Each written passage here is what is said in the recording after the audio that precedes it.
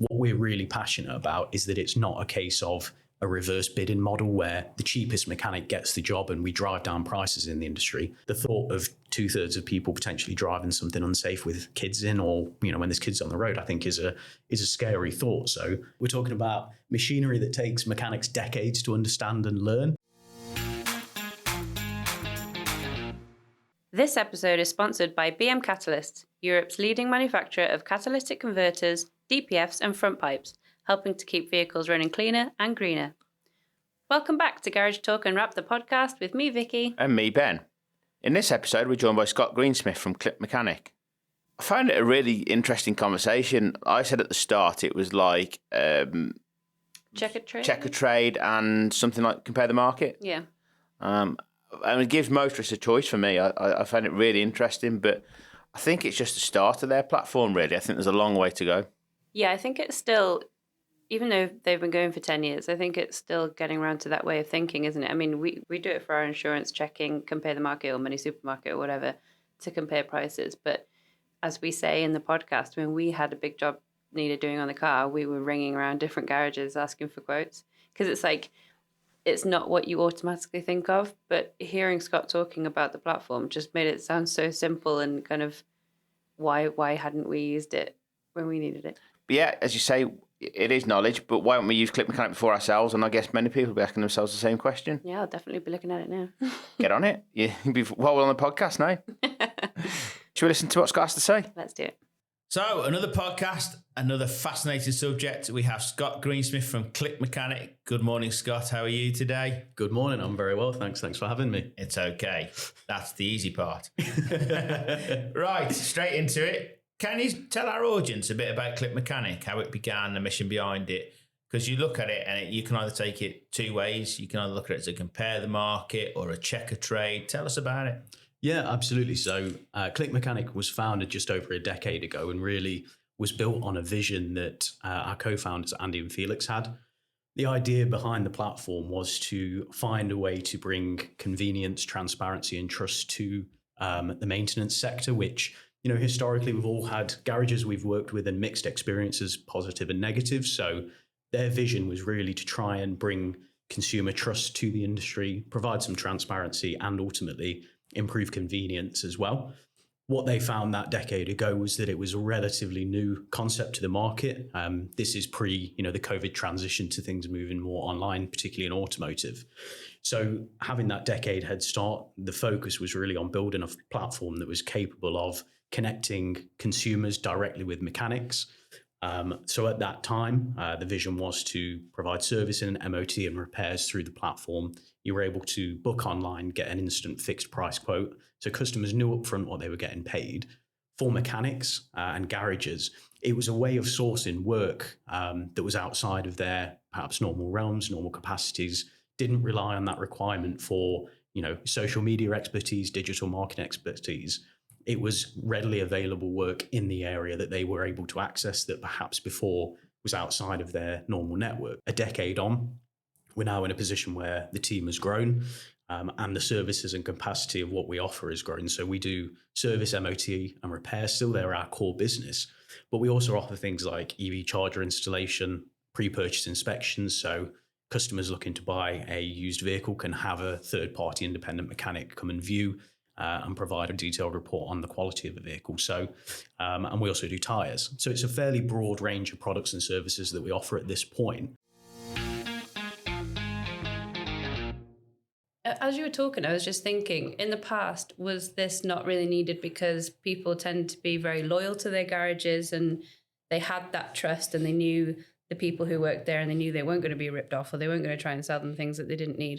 Do you think we've kind of moved away from that and people don't necessarily have a garage that they go to, or that's why we need this, I need to find someone I can trust to do the work on my car? Yeah, I think one of the big levers in this conversation is ultimately price. I think, so my background, I come from used car retail and I worked in used car retail from 2017 to 22. So I really saw that transition from bricks and mortar retail into omnichannel and digital retail. And I think one of the big things that I witnessed from a kind of aerial view at that point was the change in customer research. So customers more than ever are investing in research because they're trying to find the best price. Okay. But ultimately in that space, it's high risk. If you're looking for the cheapest price, there can be a compromise on quality.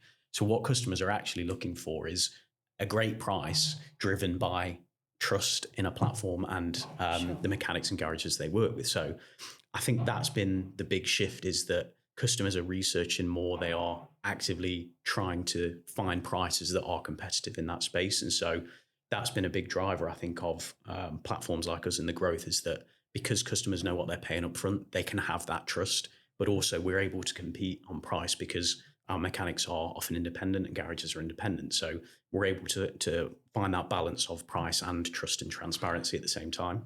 How do you vet the trust? How do you know that mechanic's trustworthy? We work quite hard. We've got a mechanics operations team that go through quite a lengthy onboarding process with mechanics to make sure that the mechanics we onboard to the platform are trustworthy and qualified and trained. And I think that ultimately benefits the mechanics that we do work with on the platform and the industry as a whole, because what we're doing is making sure that customers that come to us know that the mechanics they have are trustworthy, are reliable. Sorry, just a minute. What's the capacity, though, that you can manage the mechanics? What's the network size you can have? We actually are seeing massive growth at the minute. So we have just under 1,000 applications a month for new mechanics joining the platform. So we're seeing a real shift in that mindset of more and more mechanics wanting to be independent, wanting to control their own workflow, and ultimately find that autonomy. But how can you vet 1,000 people a month, for example? The team that we've got work incredibly hard to do that. I think the checks that we have in place, a mixture of automated and personal, I think that's one of the big selling points of the mechanic operations team that we have, is that they are people on the other end of the phone, on the other end of an email that you can speak to and that will pick up and that will work with mechanics. And we appreciate, not every customer interaction is ideal. Not every customer job goes the way we want it to. So a mixture of mech ops and our customer service team work hard to make sure that actually we can be that vessel to communicate between customers and mechanics if there is an issue. So we really strive for making sure that both experiences are positive. It's not a customer-centric business. Ultimately, it's both sides of that coin, and mechanics and customers that need to be happy with knowing that the other mechanics that work on our platform are of the same quality they are is an important thing. And I think you see that across other industries, as you mentioned, checker trade and those kind of things earlier.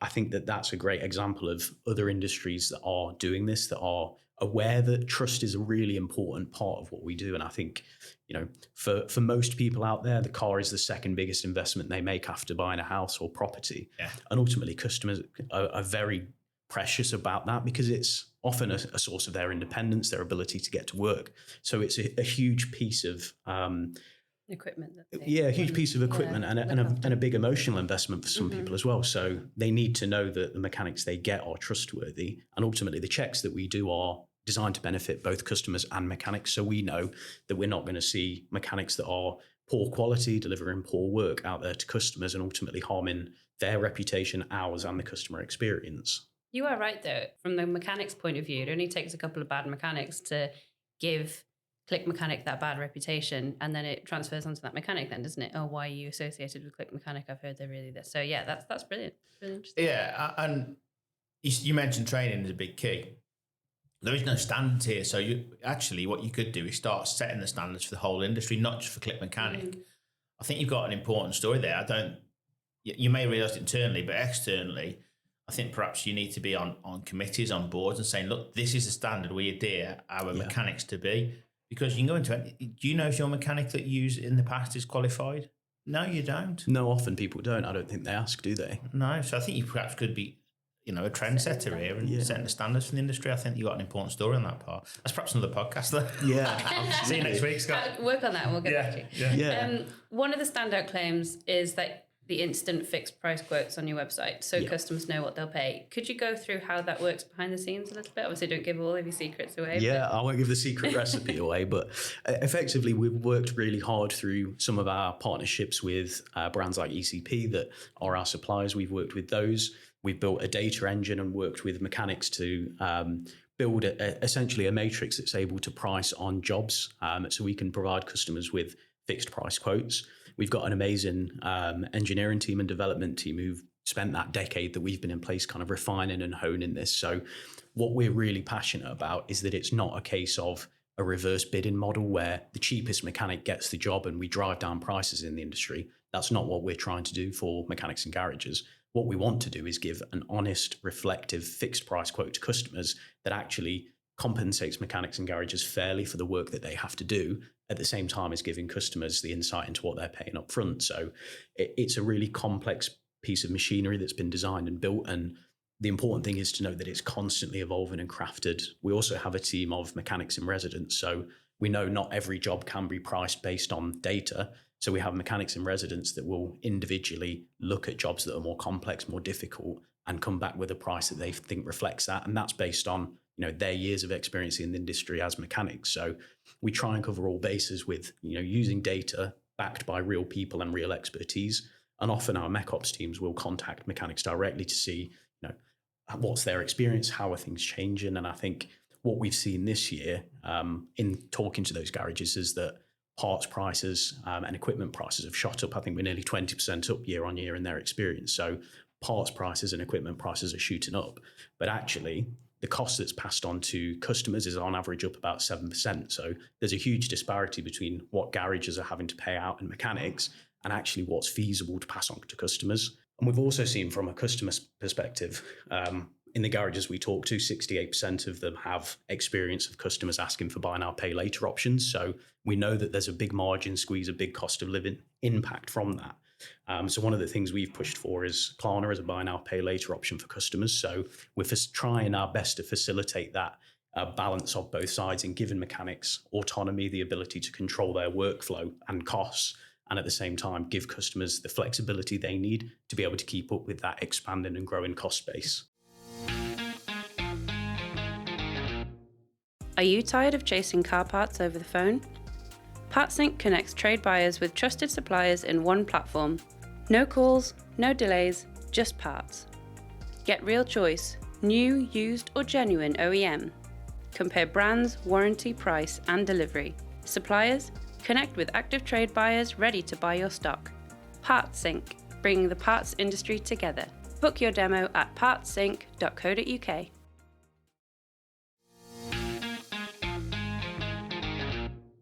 I think the buy now, pay later bit is great because, we do it in every other industry. When you're online shopping or whatever, you can do it with everything, can't you? When you're buying furniture or whatever. So why can't you do it when you're fixing your car?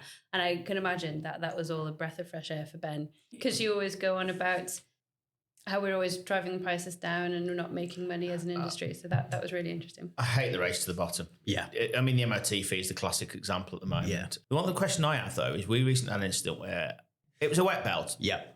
We went to our normal mechanic. He said, don't do them. He sent us very kindly, give us 2 or 3 places. We went to those 2 or 3 places. There was such a disparity in pricing. Yeah. And I know it's a wet belt. And one of them said, at least it's not a Ford.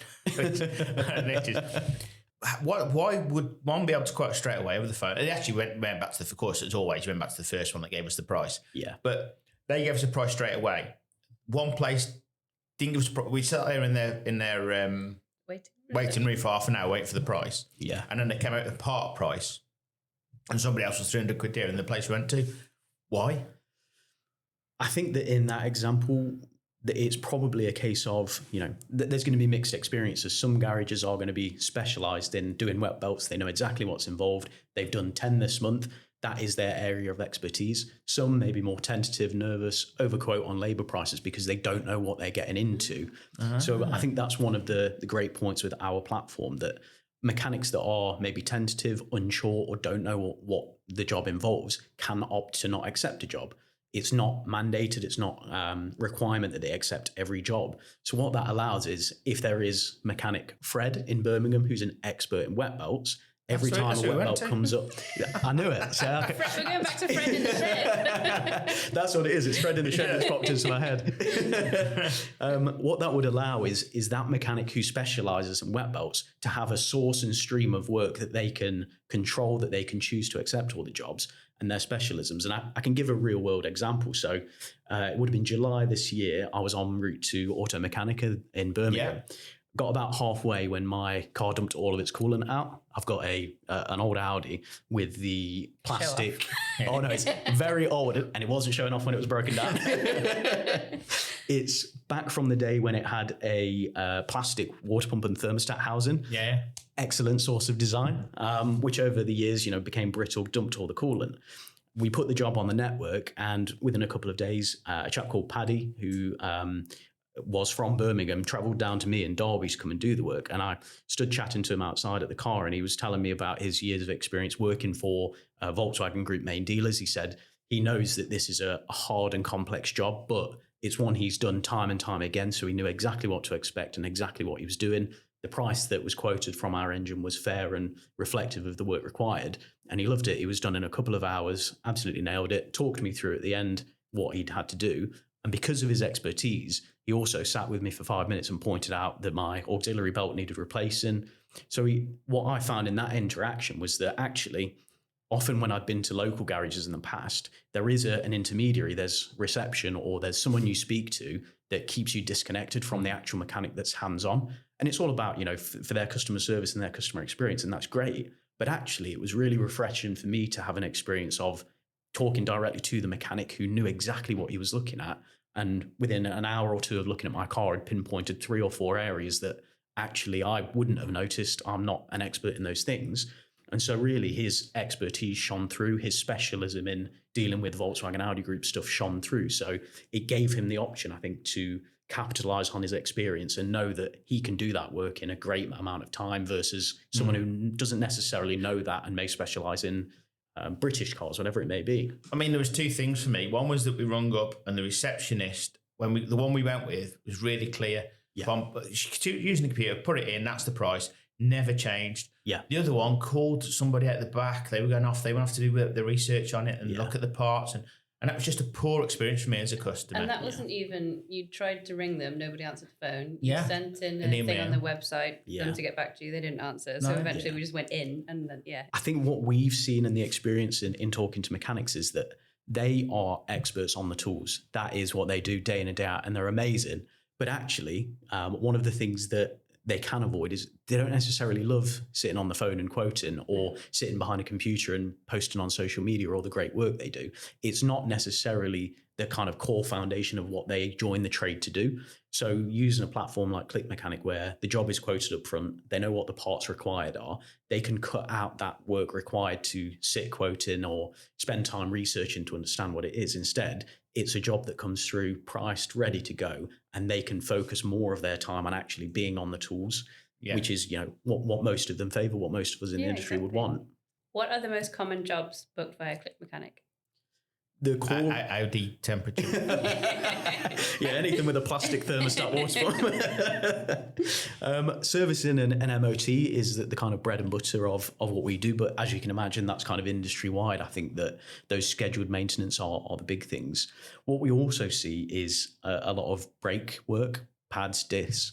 I think that's probably representative of a lot of the way that customers are driving nowadays. It's a lot of city driving, town driving, where brake wear is going to be more prevalent. So that tends to be a lot of the stuff. And similarly, we see with clutches as well. So I think it's quite reflective of the change in driving styles, where customers are spending more time in towns and cities. How are you going to keep the MOT price high on your website then, as it's a big topic at the moment? It is a big topic, and I think it's really interesting that there is that kind of big focus on it, because also there was the conversation around ghost MOTs earlier this year, and I think... Well, they brought in that photo thing now where they can take the photos of the MOT, Yeah, exactly, and it's really interesting that there is such a big focus on MOTs. I think for us, one of the things that we offer for customers is collection and delivery on MOTs. So, and that includes the MOT cost as well? Yeah, so we have a price for an MOT and collection and delivery. So brilliant, which is great. And we also look at MOT and service bundles. So we know that, for mechanics, it's going to be a much better proposition to MOT and service a car at the same time, which is what a lot of customers do. So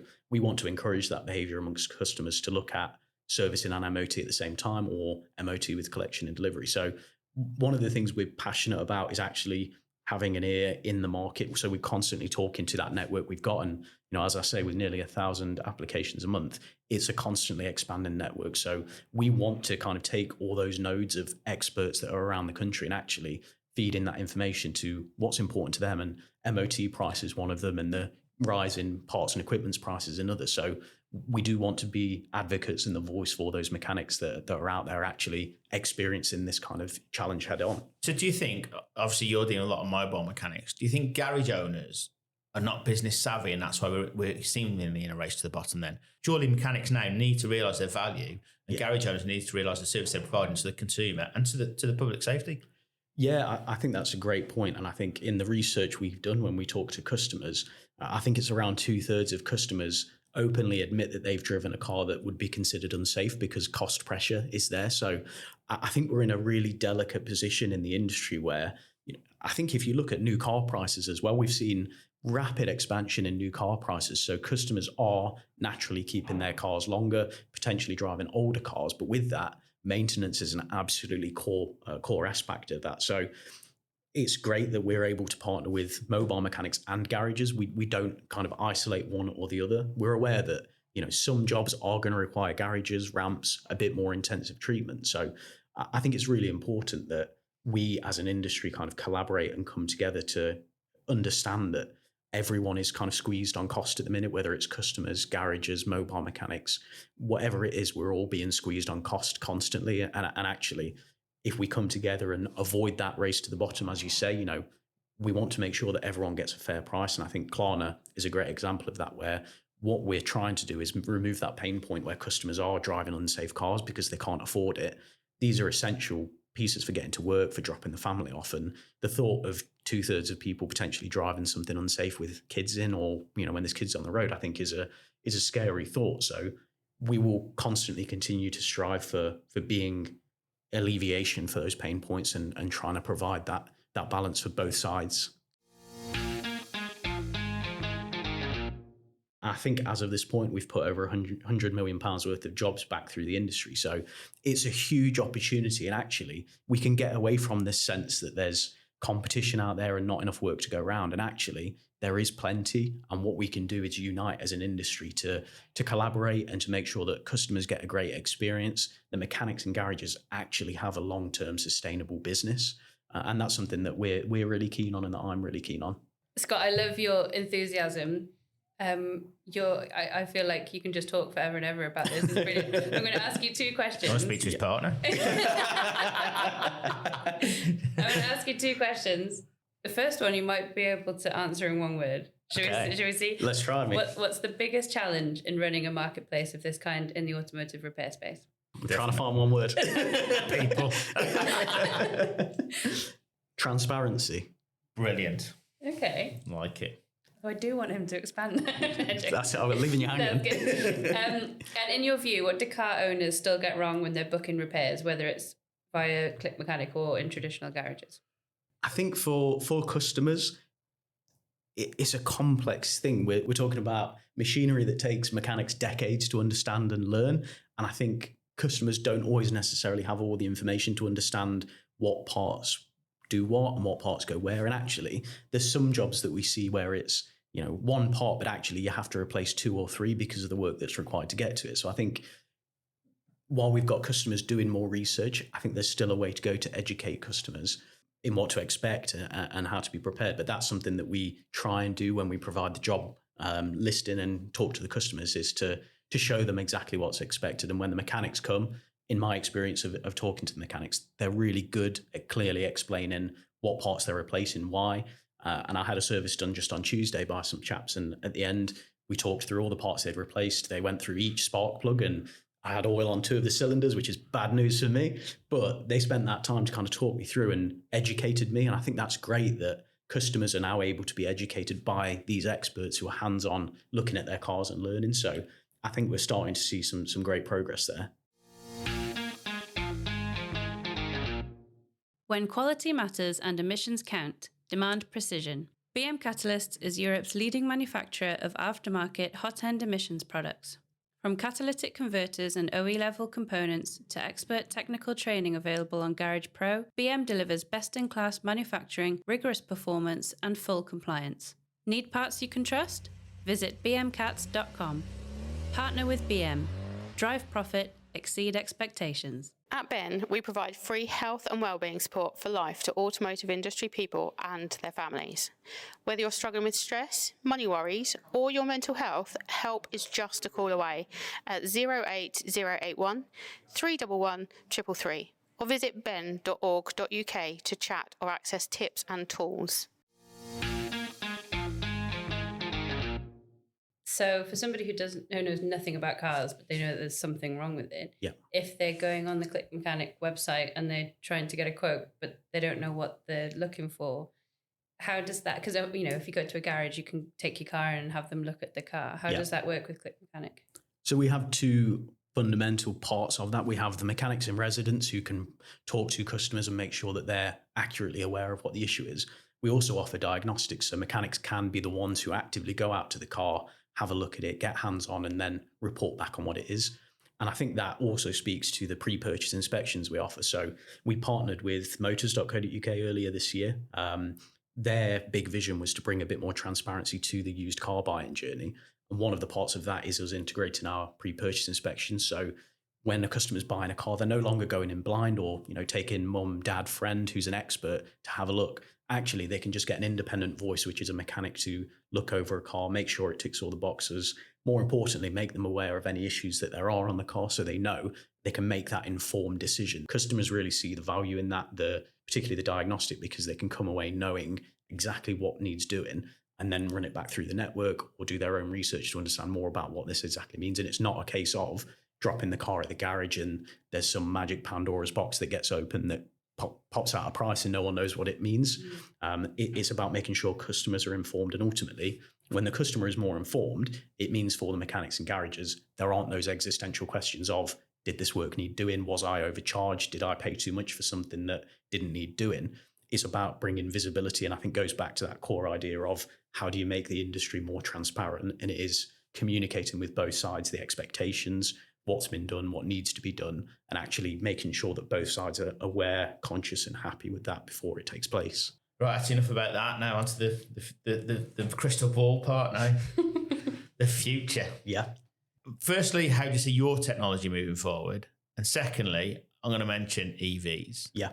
How's that? And we all know the issues of EVs and the aftermarket and, the casing where you can't see a lot of the parts, for example. Yeah. How are you going to move forward with that? It's a great... So go about your... Do the easy one first about your platform and then go about EVs.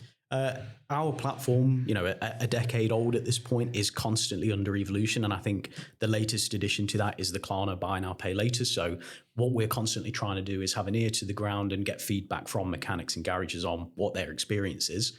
In this instance, it was 2/3 of customers wanting Buy Now, Pay Later. We listen to that, we action that, and we make a change on that. So whilst we are in the background doing some magic and, predicting what the future looks like, we're also listening to what mechanics' actual experience is. We don't want to be necessarily trying to drive the industry in a certain direction. Instead, whilst perceiving what's coming, we want to be there to actually listen to the feedback on the ground of, what is today's experience and how can we get ahead of that? And yeah, I think that's an essential part of how we're going to continue to grow and have grown, is that we are listening to what's out there. And I think there are some players in the industry, I won't name any names, but they want to be the driving force behind change in the industry. And I think that is amazing. And I think that's done wonders.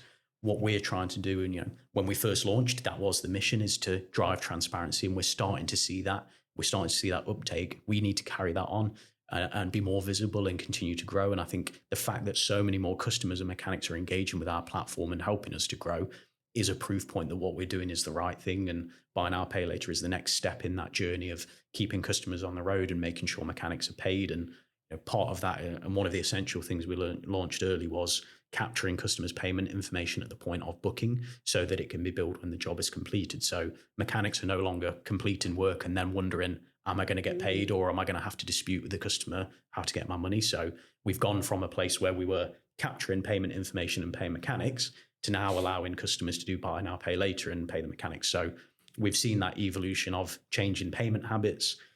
Can't say what's next because, it's a bit of the magic, but we're absolutely tuned into what's happening, open to listening to mechanics and garages and their experience, and using that to inform the way we move the platform forward. That's the easy part. Notice how he extended that answer, so we can think about the EV situation. He's hoping to run out the clock. I know, he's not letting off. No, you've got the right guy. So I recently picked up some work on our EV charger installation business. So Ali, who's one of my colleagues, has done an amazing job in building the infrastructure for us to deliver EV charger installation. So this is part one of our move forward in terms of future-proofing the business and driving forward electrification. And we know, the research is there, and I listened to your podcast on EV charging earlier. One of the big things is the EV charging infrastructure is lacking. So we're able to kind of perceive that, and we've got elements in our marketplace now to look at EV charger installation. So customers can do exactly the same as they can do for a service, MOT or repair. They can book an EV charger to be installed, fixed price up front. They know exactly what they get, and we work with the customer to make sure it suits their needs and ticks the boxes, and we can do that. We also are working hard to recruit and work with the existing mechanic and garage base to make sure that they are EV qualified and EV trained, because we're not immune to the change in dynamics. And we're not isolated in that. We know that the mechanics we've got, we can help and support and be part of their journey into moving into the electrification. So we absolutely want to be the voice for that and support those mechanics and make sure that we take that forward. And we're doing a lot of work in the background on, what does EV maintenance actually look like? What are customer considerations? Because, battery health is the primary consideration of customers looking to buy EVs. And I remember from my days in used car retail, battery health was something that was maybe more of a concern back then than it is now, because EVs were new and customers really didn't know what they were getting into. They were wary that they were going to pick up a car with 10-mile range by the time they'd got it a few years on. And actually, I think the industry as a whole has been pleasantly surprised that EV batteries are actually quite sustainable, longer life than was first perceived. And obviously EVs as a whole are changing rapidly. They're getting better constantly. And I think it is a frightening world as a car owner to look at EVs, and I don't know what I'm looking at half the time. And so we want to be there to empower mechanics and garages to access information, to access jobs on EVs. So we do work on EVs. We have members on the network who are EV specialists. So we're trying to be part of that voice for change in supporting customers with EV charging, and also making sure mechanics and garages future-proof their own businesses and are able to keep up with that changing landscape until paper mile tax comes in, and then who knows? You're right, yeah. That's the government. But I love the fact that we're worried about EVs, we're worried about what they might do, yet we sit on a tank of fuel in a car. Yeah. And we've got all these moving parts where more things can go wrong. And we're worried about an EV battery. Yes, I know there's danger in everything. When you consider the amount of different parts in an ICE vehicle to the EVs, Yeah. there's not a lot to be worried about if you're sensible. If a technician is listening, or a garage, and they're interested in collaborating with you, other than going to get the qualifications and make sure they're top mechanics, and what's the first step they should then do with yourself? Absolutely reach out via our platform. As I say, we get just under 1,000 mechanics every month applying to work with us. So we are always open and eager to expand that network. We have a constant stream of work that's coming through, as I say, up 40% year on year last year. So what we're seeing is a huge volume of customers that are doing their research, more comfortable with the proposition of transacting digitally. And I think, COVID's a big part of that. So there's a huge opportunity here for both mechanics and garages to work with us. And I think there's great examples where there's a chap called Dylan Brannan from Leeds who has been working with us for just over 2 years. We've passed over £275,000 worth of work through his business and taken him from a one-man sole trader to actually, he's now got his own business with multiple vans and teams. So it's a proof point there that if you work with us, we absolutely want to see the industry strive. And as I say, £35 billion worth of work out there and 2 billion that's coming through digital platforms. There's a huge opportunity for growth. We're seeing customers engage with that. So, please do reach out to us, have a chat with our mech ops team and our customer service teams. And we'd love to work with anyone that's, as you say, qualified, trusted, ready to take on jobs and grow their own business. For our other listeners, car owners and aftermarket professionals, what would you say to them when they're considering a big job on their car, or they're not happy with their garage, or they want to choose a different repair solution? Why should they choose ClickMechanic? I think that the proof is there in the user experience. If you land on the website, input your reg and postcode, within seconds, you can get a fixed price quote. So you know exactly what work you're expecting, exactly what the cost is going to be. You provide your own availability for when you want the work to take place, and we connect you with a mechanic that is vetted, qualified, and an expert. The user experience is there to make everything seamless, easy, transparent. No money is paid until the work is completed. And you know that from start to finish, you've got a team in our team that's there to help facilitate that experience and make sure it's top notch. So I think all the proof point is there in the experience that once you're on the website, I think you'll naturally see that the parts prices, the job prices that we quote are excellent. They provide transparency and trust and a great experience. Thanks, Scott. Thanks All very do for much. me. That's another cracking podcast. Brilliant. Thanks, Scott. Thanks, Scott. Thank you, guys. Well, Scott definitely wins the award for the longest answer we have ever had to a question. I cut it down a little bit, but that first question you asked him, we went on for about 4 minutes. It was amazing. I know. I love podcasts like that because we just sit there and they're obviously knowledgeable people and understand their product, which is the key. Yeah, 100%. Scott could talk about ClickMechanic for years. It was really insightful, though. One thing that I found interesting is 1,000 mechanics a month. Yeah. That means there's 12,000 a year. They're going to get through all the mechanics in the UK within 2 to 3 years. Oh, there's way more mechanics than we thought there were. Or there's way more mechanics. Is there? Or and how many are trustworthy? Well, that's the thing. Yeah, they have that many applying. They might not all go through the vetting process and become one of their trusted mechanics. Yeah, and that's the key, isn't it? It's like a sifting process, like digging for gold, really. And, say they only need 10% of 100 a month, and we've got 1,200 new mechanics that we didn't know of. Looking at these kind of platforms is a no-brainer for the car owner because, like I say, we do it with our insurance rather than asking every individual insurance company. You go to a comparison site, so why wouldn't you have a look at ClickMechanic when you need something doing on your car? Because it just takes all the hassle out of it. But also for garages or especially kind of mechanics working on their own, it's work that they can tap into.